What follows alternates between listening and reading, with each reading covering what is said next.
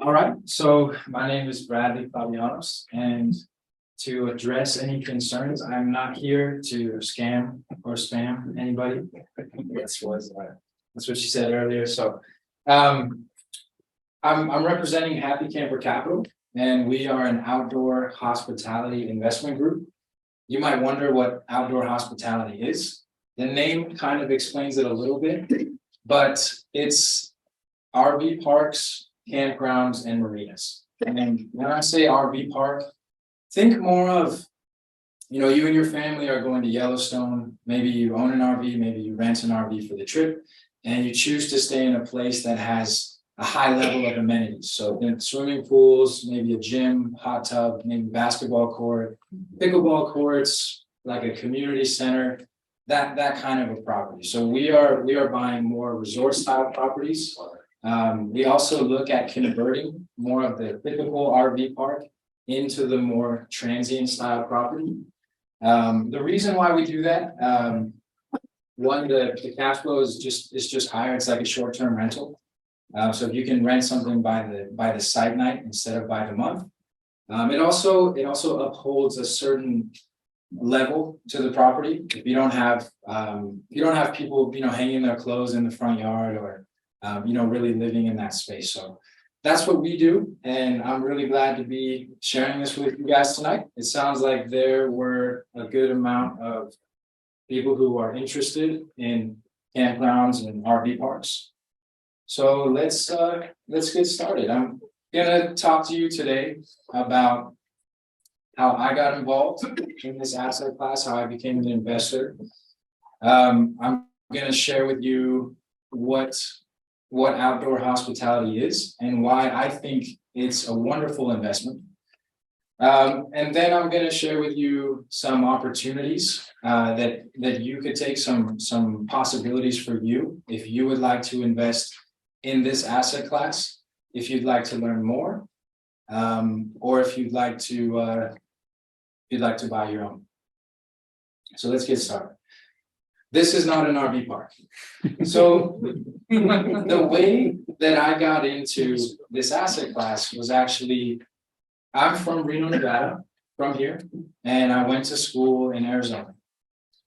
After college, I decided that I was going to try to sail around the world. And I stayed in a lot of marinas while doing so. So, this is good. It's pointer. So I had a little boat, I fixed it up, and I sailed from Kentucky to New Orleans. That took about 4 months. From Mexico to Australia, that was probably like 6 months, just different places along the way. Stayed in a lot of marinas, a lot of anchorages, and then Indonesia to Madagascar. Now, what was important about that, I had the time of my life, and I met a lot of amazing people. And it turned out that almost every single one of those people, they were in real estate. They were in real estate, they own businesses, and I'm out, having a great time, meeting a lot of people. I met my wife, swimming with whales and seeing active volcanoes, all great stuff. But really the people that I met, they inspired me because my whole life, I've had problems with clips. Let's see, guys. Just gives you that sound.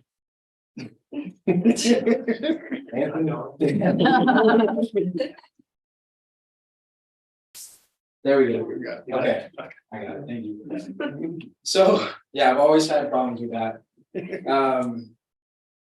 So these, my whole life, and I'm sure a lot of people in this room can relate, and it's probably one of the reasons why we're all here tonight.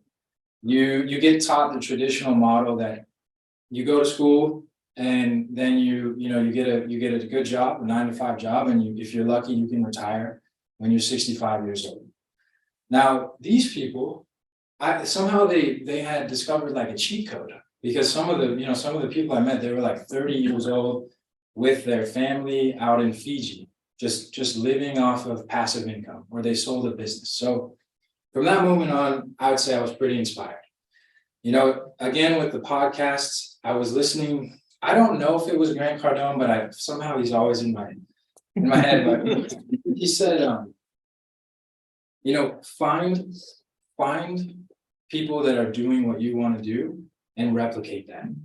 So after this trip, I moved to Denmark with my wife, and we lived there for 2 years, and I started a paint and drywall company. And that's actually when I met Isabel on Bigger Pockets. So just trying to connect with a bunch of different investors, learn about remodels. And another thing, I think it was Grant Cardone, but what he said was provide value to other people. You know, if you can find a way to provide value for other people, that will obviously, it will come back to you. So I started a business mastermind group that would meet once a month, and we would invite guests that were into self-storage or mobile homes, mobile home parks, apartments, and they would just talk about what they did, and they might have a chance to work with our investor base. Now, that's how I got started with Happy Camper. One of our guests was a partner with Happy Camper. My role is acquisitions, so I help find the property. But that partner and I, we really hit it off, and he thought that I might be a good fit for their team. So there we go. So why outdoor hospitality?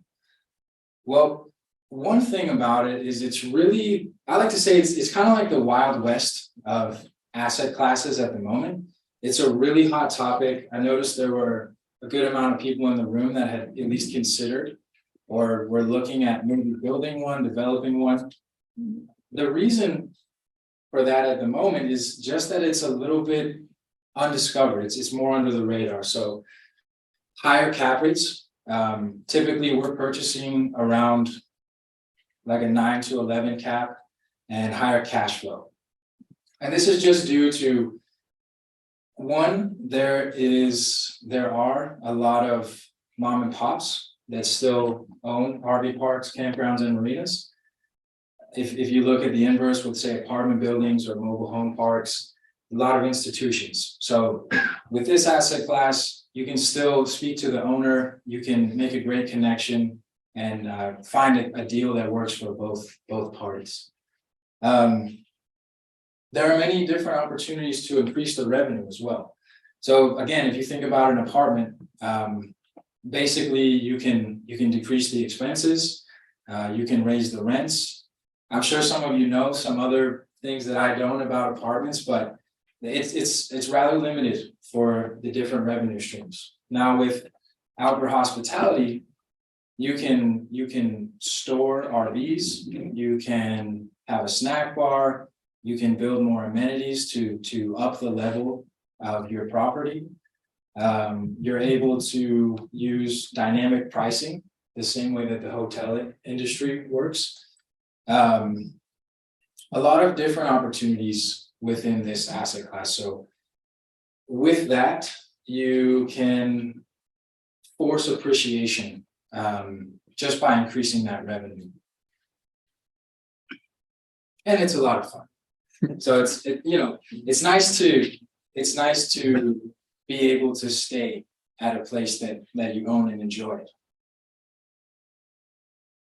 So what we do, we are a syndication group. We're a private equity company, meaning that we bring in the capital, a lot of the capital from our investors. We as the general partners, we also invest our own capital into the deals.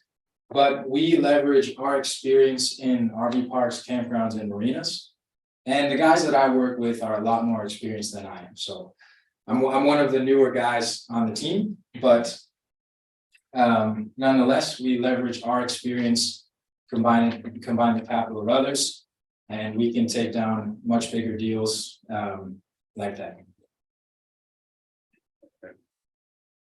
So different opportunities to improve an RV park.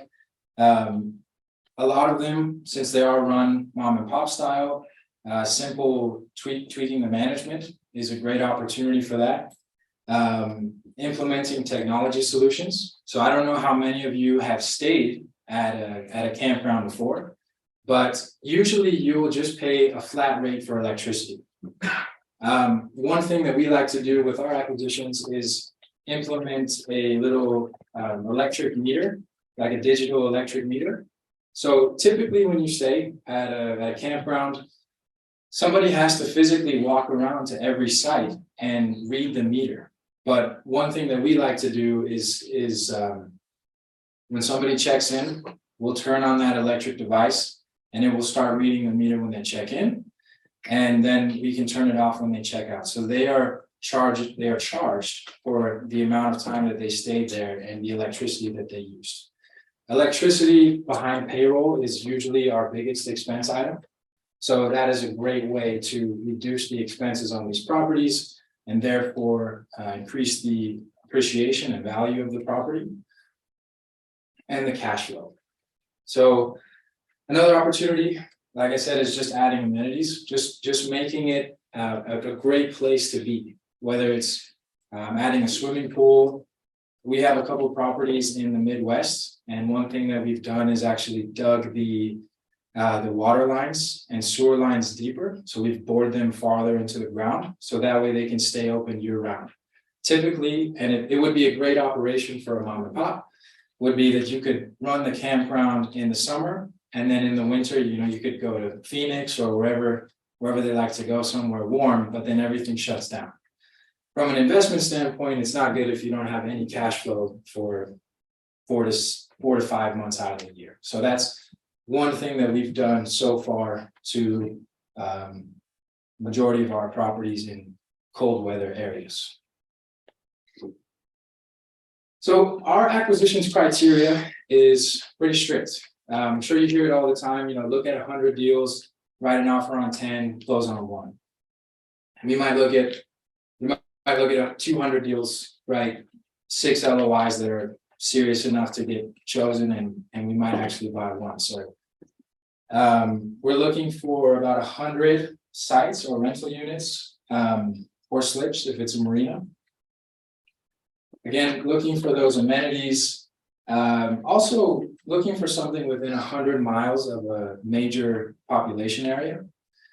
One reason for that obviously is to have that flow of traffic from the local base, people on staycations. But another reason for that is if there is some kind of catastrophic recession and people are no longer going to campgrounds, we could still use those sites as rental sites. So we could convert it more to the mobile home type of property. We wouldn't want to, but it's a plan B in case if something goes wrong.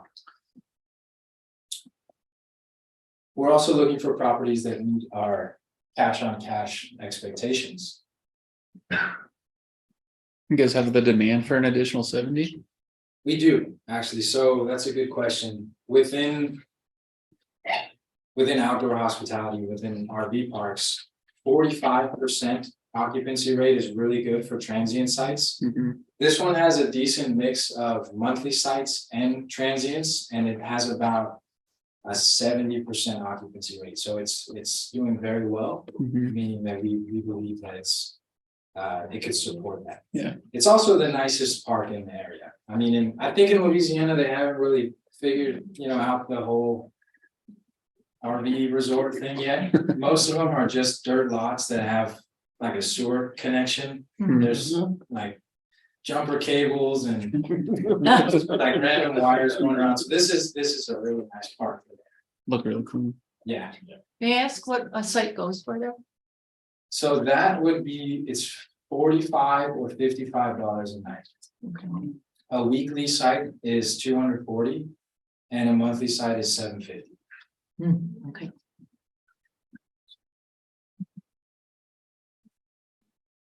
That Yeah. doesn't include electricity. It doesn't include electricity at the moment, no. So we I got a need, question. yeah, sure. Do you plan on adding amenities to the site as well? Yeah, we do. Thanks for asking. This down here is it's an adult pool, and this is the children's pool. So at the adult pool, there's a TV outside, there's a bar area. So we're going to add a daiquiri bar there. People in Louisiana love daiquiris and fried chicken, so we're gonna. I love fried chicken too. I'm not. Anyway, the The daiquiri bar is gonna be one of the additions. We're also, back here, this is overflow parking, and since currently there are a lot of people staying here month by month because it's a lot easier to manage. It was easier for the current owner.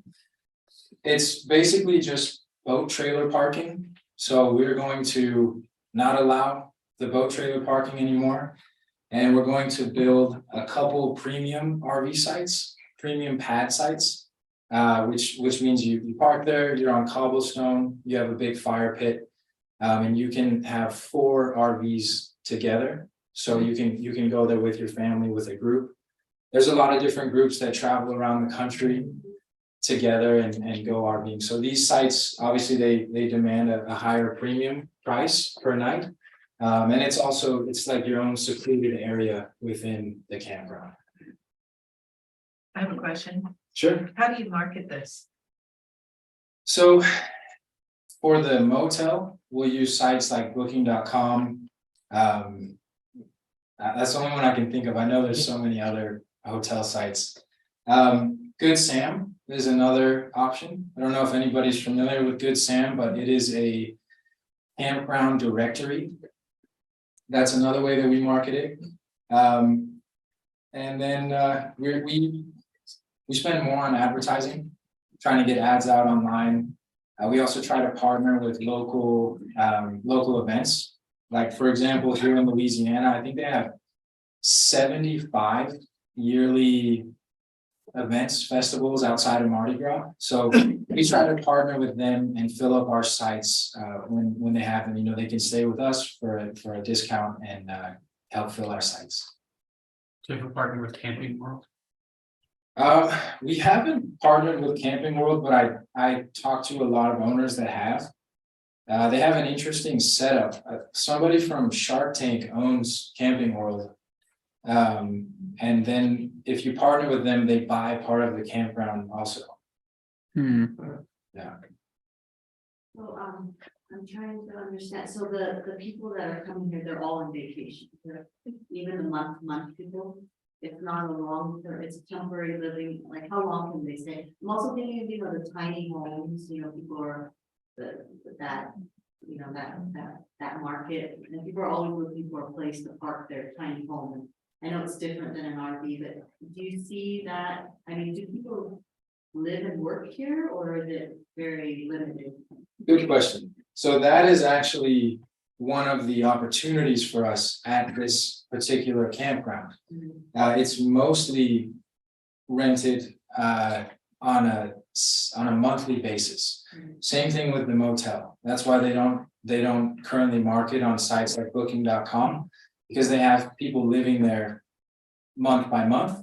The reason why they do that is just so that they wouldn't have to have any sort of lease agreement. It's just you pay at the beginning of the month, and then you can be asked to leave at the end of the month.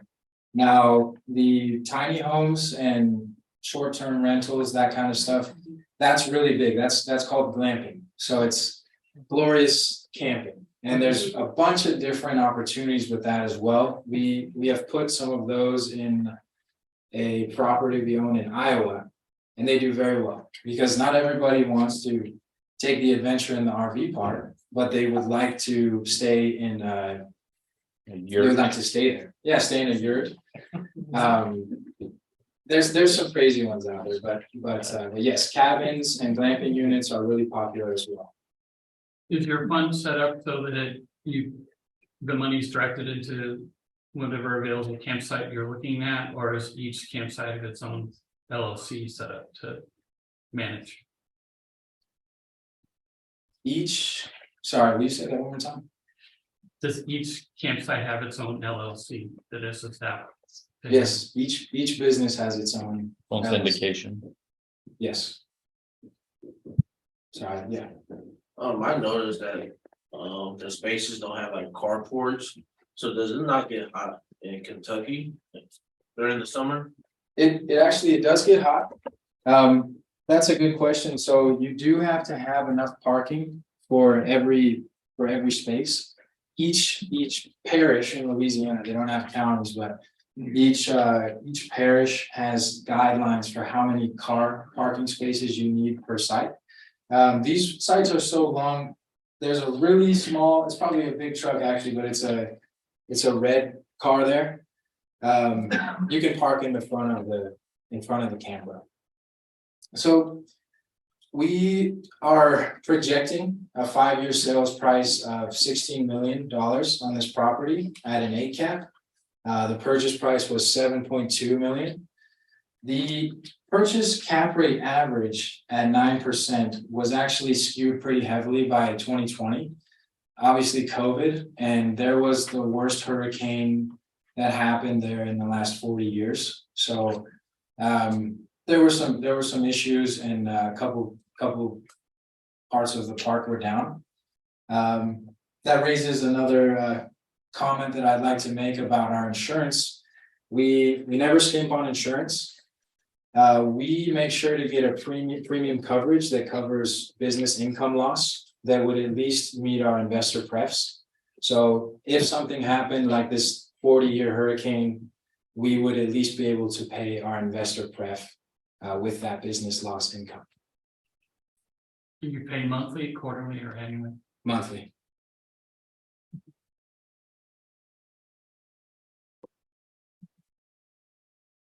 Okay, so these are just some sample returns.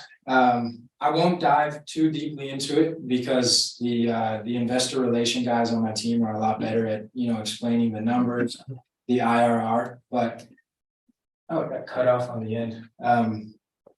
But if you invested $100,000, if somebody invested $100,000, year one, your annual cash flow is pretty low because we are carrying a second loan, a construction loan, to develop those 10 acres next door. You can see year 2, 3, 4, and 5, they get better. And these are just projections based on our industry knowledge. But that's how we get to that projected sales price based on the net income, which is not on this slide, but I don't know if you're familiar with cap rates, but that's how you mentioned that you were looking at comps, like trying to comp a campground. You would almost 90% of the time just use just use cap rate, try to find the true net income. And then depending on how the property is run, oh, thanks. Yeah, depending on how the property is run, then you can find the industry standard for cap rates. So if it's run more like a mobile home park, it's gonna run. Mobile home parks are rough. They're like trading at 5 to 6 caps, maybe 7, and they're going up a little bit now. But RV parks, like I said, are a little bit like broker deals, just now reaching 8 caps, 7 or 8. There we go. That's better. Okay. You might ask the what ifs. What if this happens? What about this? Well, fuel costs. I wish they were $2.19, but we saw with our properties, instead of having guests from cross country, we just saw a lot more people on staycations, taking a weekend off and traveling in their backyard, so to say.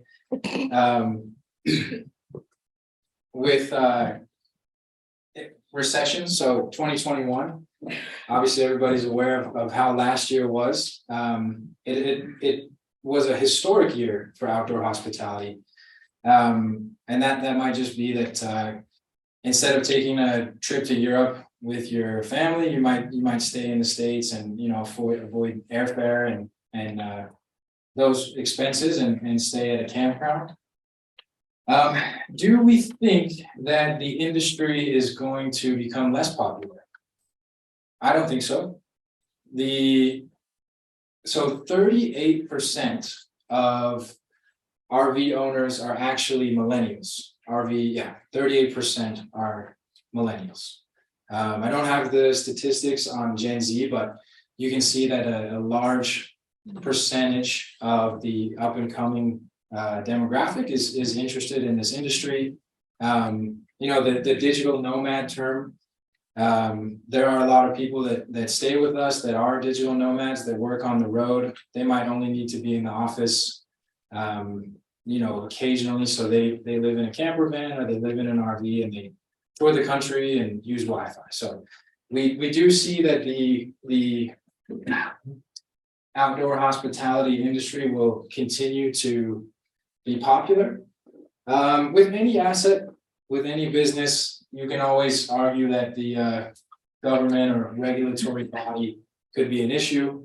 Same thing here, someone could make like glamping units could be heavily regulated or something like that. So those are just some concerns that we get from some of our investors. So I mentioned the syndication model. So on one side you have the general partners, and on the other side you have the limited partners. The general partners are bringing the experience and the time on device to actually close one of these properties. This park in Louisiana took us 5.5 months to go from under contract to closing. So it's a lot of work. These P&Ls have 200 line items. So you really have to scrutinize every single bit of information and make sure that it's true. That's the general partner's responsibilities. Some other tasks are there on the screen. And the limited partners. You can invest in a syndication for almost any asset class. Short-term rentals, self-storage, apartments, mobile home parks. I would say if you're going to go that route, just make sure to do your due diligence on the partners. Find out who you're going to be partnered with, because you are going into business with this group of people. Any syndication should show you what their due diligence documents are. So make sure that you look through those documents, find out what kind of fees they're charging. The way that the syndication actually runs is there are certain fees. There's an acquisition fee when a property is closed for the team. They're doing the 5.5 months of work. There's usually an asset management fee. So if you're going to invest into a syndication, just make sure that you understand the fees and what goes into it. If anybody's interested in investing or finding out more about it, I'll have my information on the last slide. So you feel free to give me a call, send me a text.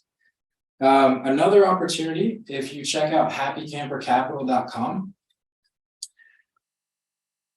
you can sign up on our investor portal. There's an NDA, an electronic NDA, and you can see the properties in our portfolio, how they've performed since the acquisition, what kinds of upgrades have been done. Really all the information that you need, and you'd also be able to book a call with any one of us. There's 6 of us on the team, and we'd be happy to talk to you about what's going on and help you address any concerns or questions. Now, if anybody is interested in buying their own campground, as part of the acquisitions team, unless I'm working on a new deal, I'm kind of like a glorified telemarketer. So I'm really I'm just calling everybody. So we end up with a lot of deals that didn't work for us because they didn't meet our acquisitions criteria. So what we're doing with those deals, we have a buyer's list. We showcase them. If anybody's interested in purchasing a campground, feel free to send me a message and we can add you to our buyers list. We also have the Happy Camper University, which is the first campground investment class. So we'll take you through how we underwrite our properties, how we find them, what we look for when doing due diligence, how we negotiate a certain price, what happens when we close a property, and then the management afterwards. Okay, so if anybody's interested in finding out more, my phone number is right there. I also have a WhatsApp group. It's called the $100 Million Club. The point of the group is to educate and inform. So every month we have, with Happy Camper University, we'll have a knowledge series. Last week we had a guy come on and talk about tax advantages of real estate investing, and the week before that it was about depreciation of this asset class. So it's not necessarily to get you to invest with us. It's more just to teach and show more about the industry. Yeah. If anybody has any questions, then I'd be happy to. In regard to the marinas, what kind of amenities would you put in a marina that you own?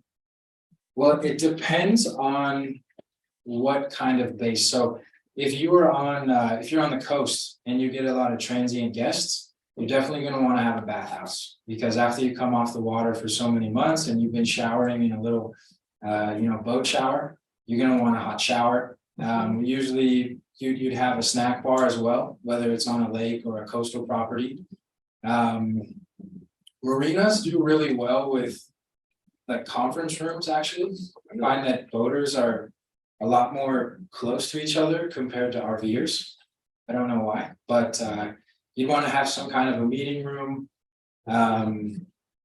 with a pool table. Maybe you'd have a bar, a library, those kinds of things. Thank you. Yeah, of course. Who's your end buyer after you reposition the asset? So the end buyer, what we're hoping to do is to sell to, Sun Communities is a really big buyer. What else is there's one called Blue Water, not Blackwater, but I forget the name of it, but it's Blue something. It's another investment group that buys these kinds of properties. There's another company that owns Jellystones. So that would be optimal if they would buy the entire portfolio. Other than that, we would look to list them at a fair market price. We would expect it to be around an 8 cap now, conservatively, but the way it's been going, cap rates have been compressing. So it kind of depends on the situation at the time. We also might decide to refinance it at that time and keep it. Sure. What type of amenities do you guys take away from the property the most? You gotta do.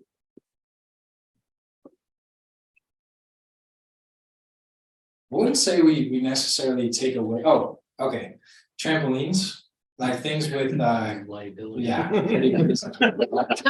There was a trampoline at this property we purchased in Iowa, and it was like there were nails coming out of the Oh my. We also don't like really old rental boats. Sometimes you'll just get some that are homemade, and they're not that safe. So we get rid of those. I saw you had a question. Yeah, is the business model then to buy these resort RV properties and then improve them and resell them, or is that okay? So it's not like you're going to running these long term for 20, 30 years probably, right? It's not the intention at the moment. If they perform really well, we might consider keeping them, but we are looking at probably selling them in the next 5 years. And so, and I think a gentleman back there asked the question, but I didn't quite understand. If someone were to invest, whatever the chunk of money would it be in all the properties together, or would it be in one particular property? That's a good question. So currently we have two options. We have a $25 million fund that we are purchasing some of our properties within. We also have regular 506B offerings where we I don't know what that is. Okay, me either. No, I'm just kidding. But the difference between a 506B and a 506C is just so the SEC, the Securities Exchange Commission, it's put in place by them to make sure that one of them is protecting non-accredited investors, and the 506C allows only accredited investors. The reason why we choose to do it one way or the other, by putting some of the properties in the fund and some of them as individual deals themselves, is sometimes we'll have one investor that just wants to buy that park by himself or herself. And they don't want to be part of the fund. And since they're bringing all the capital, they can choose that. Okay, I guess what I wanted to know is like, let's just say that I wanted to invest some money. And I look at you know, this property. Oh, there's one. That looks like a great one. Right. You know, and I can't buy the whole thing just by myself. But that's the one I want to invest in. Is that possible? Well, there are a couple properties like this one in Louisiana that we're still raising for.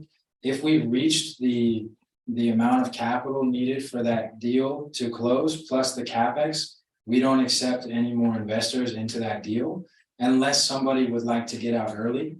We do allow people, we don't broadcast it like I'm doing right now, but you could get out you could buy someone's shares that for whatever reason in their life they needed to get out sooner. So it could be possible to get into any property. Okay. Is there a minimum investment? For the fund, the minimum investment is 100,000. And it depends with the other properties. If you're interested, I would recommend just giving me a call and I can let you know how each one, kind of what it looks like. You guys bought it at 7.2. How much did you have to put into it to renovate it? So our CapEx includes that piece of land that's just shy of 10 acres next door. That we are purchasing for 860,000. And the build out, I think it's about 1.6 with the land that we're going to put into the whole project. So you're about 70% leveraged out, or actually, do you have like a half debt and half equity? What leverage point would you use? We actually got an 80-20 on this one. Okay. And since it's commercial, it's a DSCR loan. So we, there's no pre-approval letter or anything like that. It's just, how does the property perform? What is the cash flow like? And that's actually an interesting point. So a lot of banks have not invested or lended on these types of assets yet. So there's some of them that have done it before and they're gung-ho about lending out money, and other ones they'll offer 60% LTV and others will offer 80. So the ones that have done it before are interested. Yeah, the SBA, there's some stuff that you can do on that as well. My last question is, you guys bought this at a 9 cap and you're projecting to sell it at an 8. Is that because you think that the comps are going to be changing, or did you make this into a higher asset class because of your renovations? So we actually bought You it. just get a good deal on it at 9 cap. We actually bought it at an 11 cap. The average was skewed because 2020. I think it was around a 7. So even the bank underwrote it at an 11 off the tax return. So it's did that answer your full question? I don't think it did. No, I just wanted to know, why would you expect to sell it at an 8 cap when you bought it for a 9? Is that because you just got a good deal on it, or do you think that the property is gonna go up asset class? Just to be conservative, because we currently they're trading at around an 8 cap. The way that it went with mobile home parks, if you look about 10 years ago, you could buy them at 12 caps, 11 caps. Now they're trading at 5 to 6. So we assume that they would probably, the cap rates would compress, but just to be conservative with our numbers, we're gonna stick with a general cookie cutter broker listing at 8%. Okay. Or a cap. Just to clarify on that, the land itself was undeveloped, right? Undeveloped land, yeah. So the 1.6 mil, that includes all of the construction that you guys Exactly. are doing? Okay. So we are estimating, and again, that's on the conservative side. $35,000 per site to develop, and that includes all amenities. It also includes the shower houses and parking spaces. It includes paving the road. And for this property, it includes the septic plant. So I don't know if you're familiar with it. I can get into it a little bit, but there are different septic systems with these types of properties. So a lot of times they're in more rural areas, so you have like leach septic tanks and leach fields.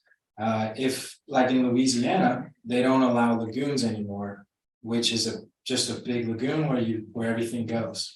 So you have to build a miniature wastewater facility, like wastewater treatment facility, and that's what a packaging plant is. So that $35,000 per site, averaged at 70 per site, would include the utilities and that packaging plant as well.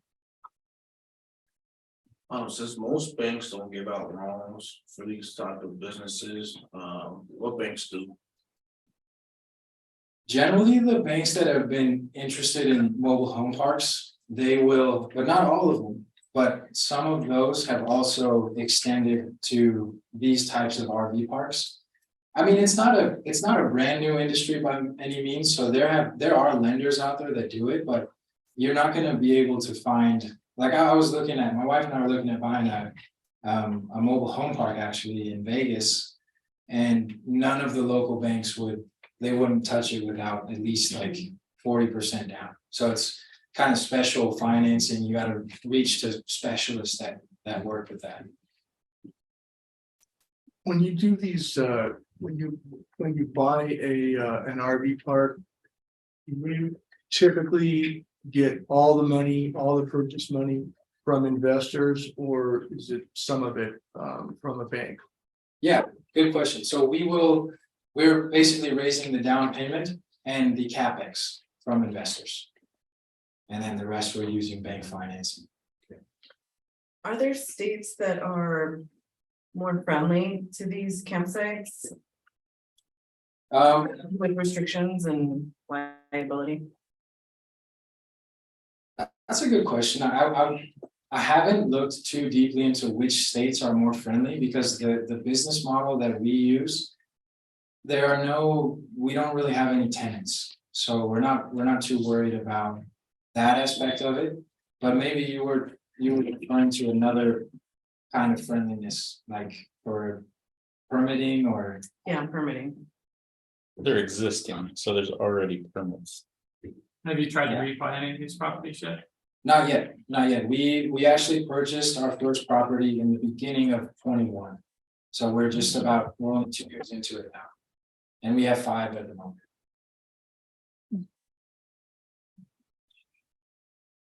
So you have not had any actual, completed cycles yet where you bought the property, done the improvement, and sold the property and distributed the profits. That hasn't happened yet, right? Correct. We haven't gotten there yet. Probably one last important thing to note. So if somebody were interested in buying one park that we have the information on, we have a sister company called Beyonder Camp. So if anybody's familiar with KOA, it's got its own style, and we are branding Beyonder Camp in its own style. But the most similar thing way I could explain it would be like a KOA model. For those of you who have investment properties, it's a lot easier if you could just own the management company and not have to trust a third party. So we started our own management company. One of our partners owns a very large apartment management company. So we felt pretty comfortable branching into the RV space. But all of our properties are self-managed, and we also offer third-party management to others. So if you're looking at developing a campground and you'd like to keep it as more of a hands-off asset, we can tailor our management agreements for whatever level you'd like to be involved. It could be completely hands-off. You could still be there and be the face of the business, check people in, all the fun stuff, but not have to be the accountant, you know, hopefully not the attorney, but you know. All right. Well, thank you all for being here. I think that the last point I wanted to bring home is that it's, you know, it's special that everybody's here on a Wednesday night. You know, we're all interested in real estate and investing because we would like to find a way to build our wealth and probably increase our time to do more with the people that we love. That was the point that I tried to hit home with the sailing was how can we get more time? Like how can we build wealth without trading all of our time for it? So I appreciate you listening to my presentation and feel free to give me a call if you have any more questions. Thank you. Thank you, Brandon.